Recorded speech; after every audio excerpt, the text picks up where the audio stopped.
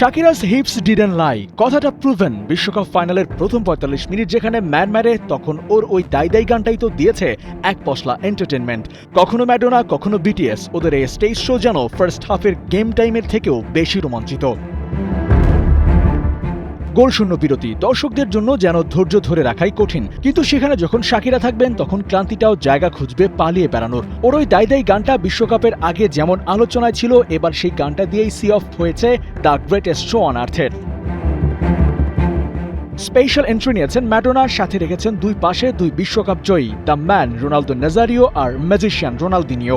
দুই হাত উঠিয়ে ধরার ওই সিনের পরই অনুষ্ঠানের শুরুয়াত। ব্যান্ড শোটা আরও স্পেশাল হয়ে ওঠে আর্লিং হাল্যান্ডের রো রো সেলিব্রেশনের সাথে ড্রামের তাল মেলানো, আর ভায়োলিন গিটারের মিক্স তো ছিলই।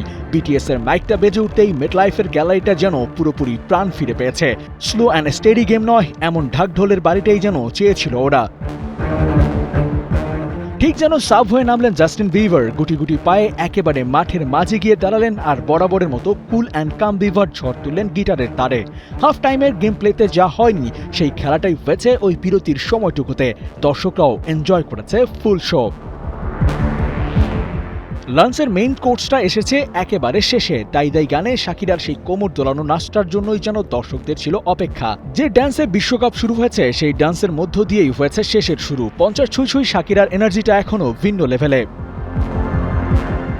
সবকিছু ছাপিয়ে এবার নজর কেড়েছে ফিফার নেওয়া বেশ কিছু সিদ্ধান্ত। হাইড্রেশন ব্রেক নিয়ে আলোচনা সমালোচনা হলেও দিন শেষে এই গরম মোকাবিলায় এসেছে কাজে। তেমনি হাই ভোল্টেজ ফাইনালের এই বিরতির ব্যবহারটাও হয়েছে দারুণভাবে, যেন প্রাণ ফিরে পেয়েছে এই এক শোতেই।